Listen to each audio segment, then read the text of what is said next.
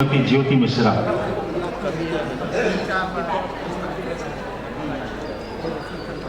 प्राची और पलक मंच पर आ जाएं कृपया।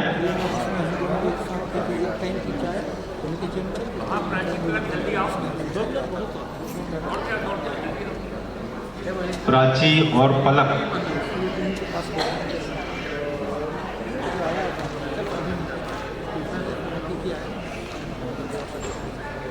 प्राची आई कि पलक आई? अभी पलक आ गई, प्राची आ रही है।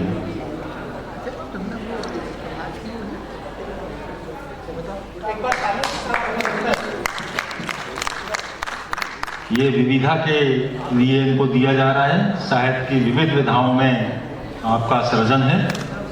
बहुत बहुत बधाई, शुभकामनाएं।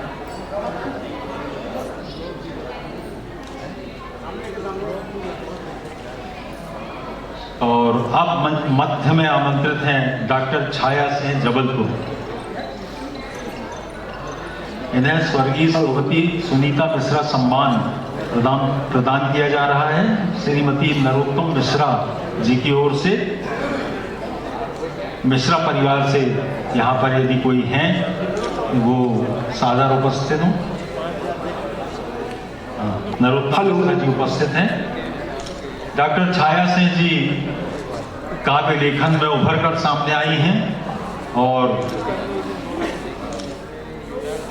लंबे समय तक इन्होंने शिक्षकी कार्य किया। साहित्य, कला, संस्कृति के कार्यक्रमों में आपकी उपस्थिति सदा बनी रहती है।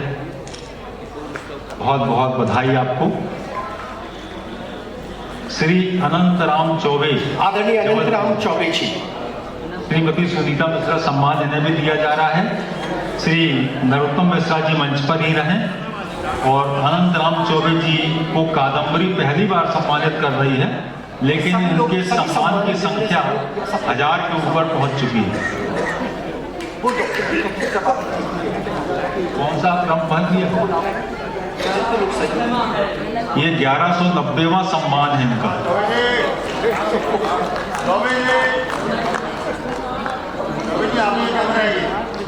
इस माह इनको 19वां सम्मान प्राप्त हो रही है। बहुत बहुत बधाई।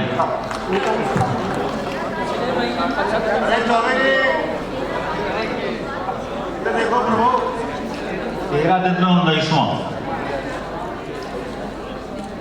बहुत बहुत बधाई चौबे जी। और मध्य में आमंत्रित हैं श्री कपिल दास ताम्रकार जबलपुर, कालिदास ताम्रकार जबलपुर। आदरणीय कालिदास ताम्रकार जी, स्वागत है। मंच के मध्य में आ जाएं। इन्हें भी स्वर्गीय श्रीमती सुनीता मिश्रा सम्मान प्रदान किया जा रहा है। और श्री नरोत्तम मिश्रा जी मंच पर बने रहें।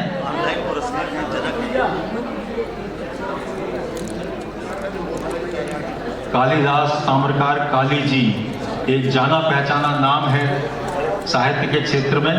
लंबे समय से विशिष्ट लेखन के लिए अपने ये पहचाने जाते हैं। बहुत बहुत बधाई। और एक अंतिम सम्मान 92वां श्री दीपक पचौरी जबलपुर। इन्हें भी स्वर्गीय श्रीमती सुनीता मिश्रा स्मृति सम्मान प्रदान किया जा रहा है। और श्री नरोत्तम मिश्रा जी बने हुए हैं।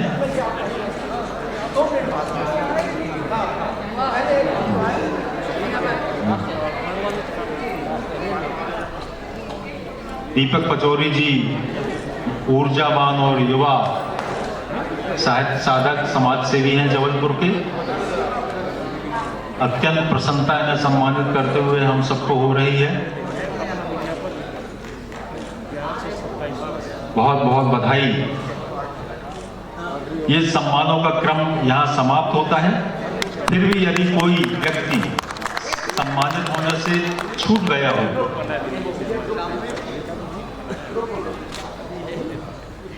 धन्यवाद सम्मानीय प्रतुल श्रीवास्तव जी। एक सामूहिक छायाचित्र मंच पर आमंत्रित है। इस आयोजन में जिनकी शुरू से अभी तक की निरंतर सक्रियतापूर्वक भूमिकाएं रही, सचल नायक डॉक्टर शशिकला लड़िया, डॉक्टर कामदा कौस्तुभ, प्रतिमा अखिलेश, सिद्धेश्वरी सराफ प्रभा विश्वकर्मा, विनीता पैकबार विधि, अनुकंपा नायक, अर्चना द्विवेदी गुदालू, अंकिता गिनारा, प्रमोद कुशवाहा, शैलजा सोनी, दीप्ति उपाध्याय, तुष्टि पांडे, अपर्णा पांडे, रुद्राक्ष।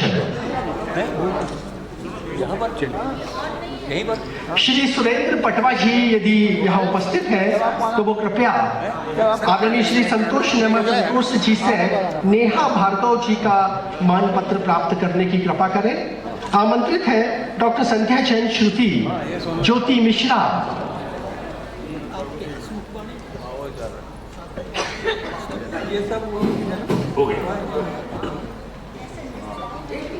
सम्मानित सूची में 81 नंबर पर एक नाम है श्रीमती शैला चौबे। इस सूचना से वे बहुत आह्लादित हुई, लेकिन उन्हें अटैक आया और इस समय वे शायद वेंटिलेटर पर हैं। उनकी बहन डॉक्टर छाया राय इस वजह से नहीं पहुंच सकी हैं। यदि सम्मान प्रदान किया जाएगा तो हम समझते हैं उन्हें अस्पताल में हम पहुंचा सकेंगे।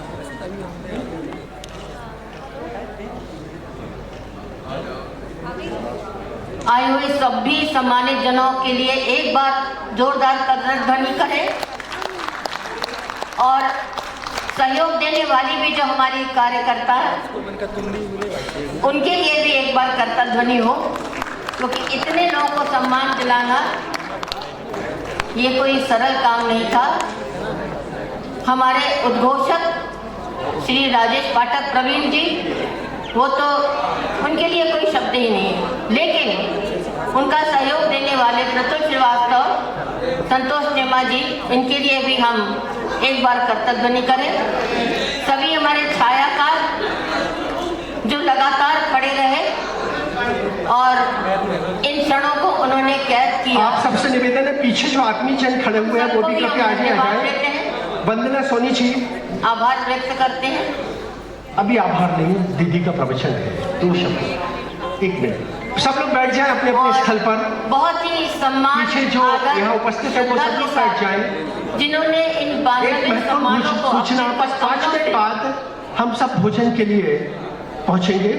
बताना, आप लोग बैठ जाएं। भैया आदरणीय विभानंद जी जो पीछे खड़े हैं वो भी सामने बैठ जाएं।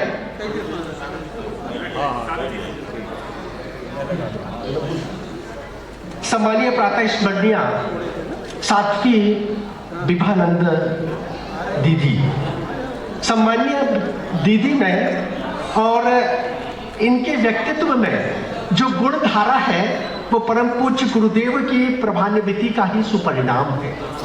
गुरुदेव ने अपने आशीष से इनके अंतर्मन में, इनके व्यक्तित्व में एक दिव्य अलौकिक आभा को संचालित किया और जब वो ब्रह्मलीन हुए तो उनकी आभा के विस्तार को गुरुदेव की पूज्य साध्वी विभानंद जी जन सामान्य तक पहुंचा रहे हैं। हम आपसे पुनः निवेदन कर रहे हैं, कटंगी स्थित पारदेश्वर शिवलिंग के दर्शन अवश्य करें।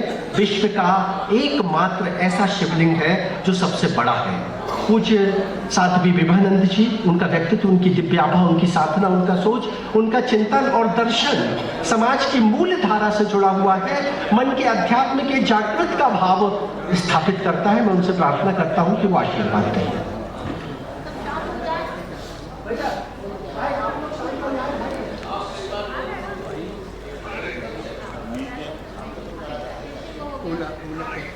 हरिओम। गुरुर्ब्रह्मा गुरुर्विष्णु गुरुर्देवो महेश्वर गुरुर् साक्षात् परब्रह्म तस्मै श्री गुरुवे नमः।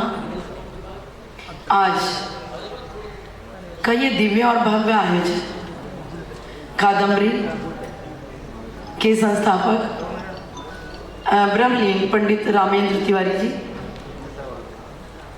और इस कार्यक्रम की आत्मा जो हमारी जबलपुर संस्कार धानी की बिल्कुल ऋषि मुनियों की तरह रहते हैं। अक्सर मैं तो उनके श्वेत केस को देख करके प्रसन्नता करती रहती हूँ। अनेकों किताबों की रचना, दोहे और कवि, उपन्यास, अनेकों प्रकार की जिनकी लेखनी लिखती हो और सरस्वती जिनके साथ में रहती हो माँ सरस्वती, जिनके हाथों के साथ अपनी उंगलियां डालकर चलते हो, ऐसे साहित्यकार विद आदरणीय श्री आचार्य भगवत दुबे जी। बस मैं वो सारी बातें कहने जा रही हूँ और साथ में ही उनके परम मित्र, जिनको स्मरण करना नहीं भूलूंगी, ब्रह्मलीन गार्गी शरण मराल जी। अक्सर उनकी राम और लक्ष्मण जैसी जोड़ी थी। पूरे भारत में भ्रमण करना और कादम्बरी को स्थापित करना बड़ा योगदान रहा। लेकिन आचार्य भगवत दुबे जी ने एक हीरा खोज लिया है और हीरे की परख जोरी ही जानता है, और वो हीरा है जिनकी वाणी सुनकर के आप गदगद हो रहे थे। जब वो अपने मुख से किसी का नाम उच्चारण करता है तो सच में ऐसा लगता है कि मानो कोई मंत्र पढ़ रहे हो।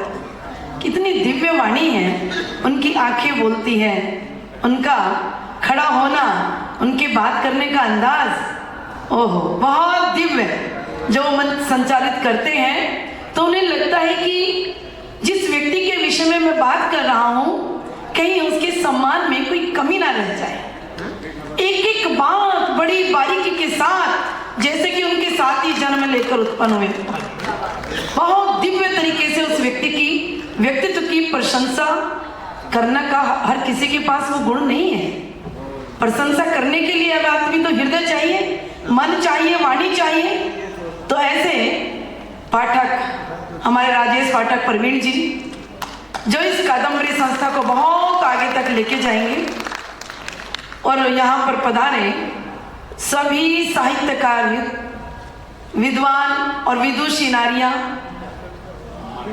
और सम्मान्य राशि देने वाले सभी बंधु माताएं और मंच संचालन करने वाले संतोष नेमा जी, साथ में परतुल जी। एक बड़ी खास बात मैंने इस कार्यक्रम में जो देखी, हमारे पंडित लेखक राजकुमार सुमित्र जी और हमारी साधना उपाध्याय जी। लेकिन एक खास बात इस कार्यक्रम में देखी कि भारत के हर कोने कोने से एक साहित्यकार आया हुआ है। हर कोने कोने से सम्मान देना और उसको सम्मानित करना और उसको गौरवान्वित करना ये साधारण काम नहीं है। 92 साहित्यकारों का सम्मान इस मंच से हो रहा है। पिछले वर्ष रात के यह कहे कि प्रातः के 2-3 बज गए थे, बड़ा लंबा चलता रहा। तो मैंने कहा प्रवीण जी से कि कैसे करेंगे इस बार। कह नहीं, इस बार तो सब होगा अच्छे से। और आचार्य जी ने इतने सभी साहित्यकारों को फोन करके एक एक व्यक्ति को सम्मानित करने के लिए अपनी दिव्य वाणी से उन्हें निमंत्रण आमंत्रण दिया।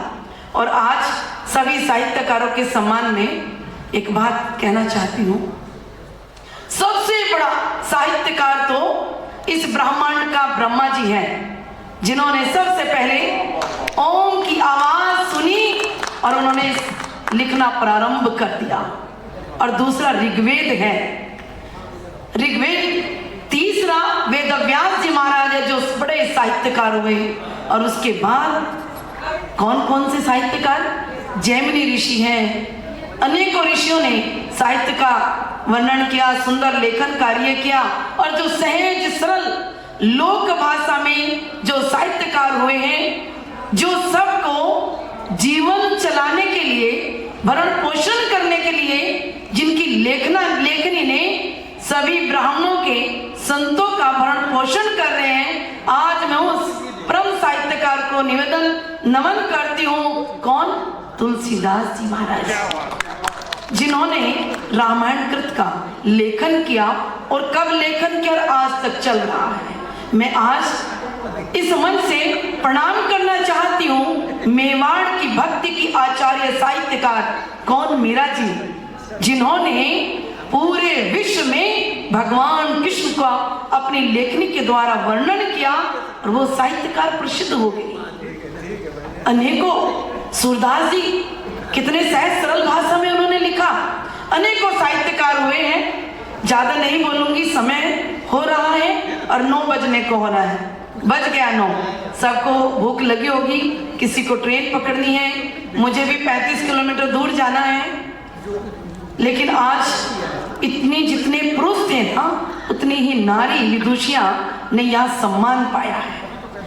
मैं कुछ विदुषी महिलाएं यहाँ पर विराजमान हैं, उनसे विनम्र निवेदन करना चाहती हूँ कि आज स्त्री और पुरुष का भेदभाव तो होता ही है, लेकिन भगवान शिव ने कभी नहीं किया। भगवान शिव ने तो अर्धांगिनी नारीश्वर का स्वरूप धारण करके संदेश दिया कि संसार में 2 ही है, नर और नारी। वेदों में बुरी बुरी प्रशंसा किया है। वेदों में अनेकों मंडल की देवता, अनेकों वेद मंत्र की रचयिता नारी हुई है।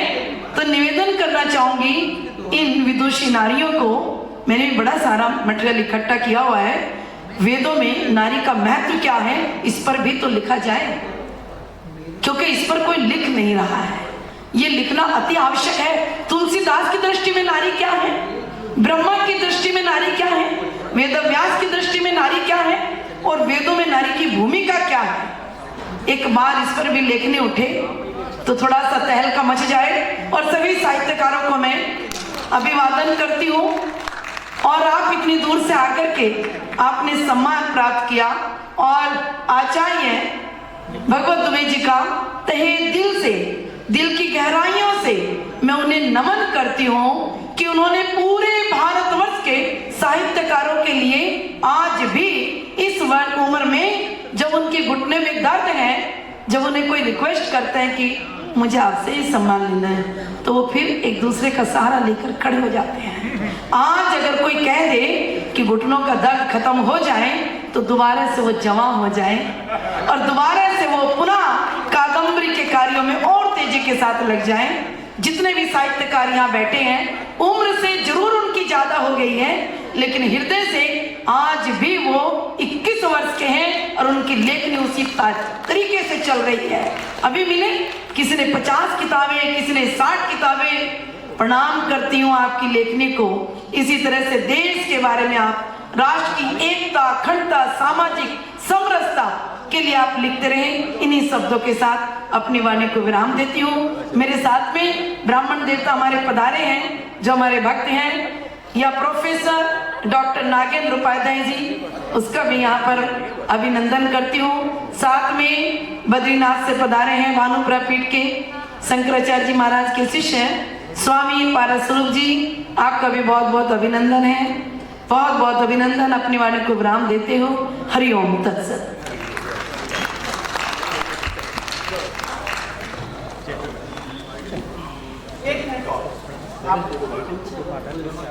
भैया जी बस 5 मिनिट और ज्योतिषांची हृदय से कृतज्ञता। जिस साधना से आप बिना किसी व्यवधान दिए दादा 4:30 से लगातार अनवरत एक ही धरातल पर बैठे रहना, ये हम सबके लिए गौरवमयी। मैं आपकी उस सहनशीलता को, उस क्षमता